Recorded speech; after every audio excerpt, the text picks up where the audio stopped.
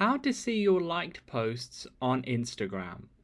So you can do this on the Instagram app on your phone, whether that's on Android or iPhone, as well as you can do it on the desktop version of Instagram, so Instagram.com on your MacBook, laptop, or regular PC. So whatever device you're using, what you're going to want to do is go to your profile on Instagram, then click the top right hand corner where you see the three little lines. Then it's going to pop up a little thing where it's going to say your activity.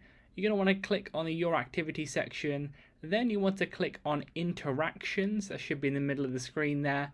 Then you can see likes. Click on the like section there, and then you should be able to see all the photos, etc., that you've liked before. So you can go ahead and click on those and unlike them if you want to. Whatever you want to do in there, this is the section for it. Obviously I'm not showing it on screen because the private details or whatever, but it's there. So leave a like on the video if that helped, and subscribe for more helpful videos like this.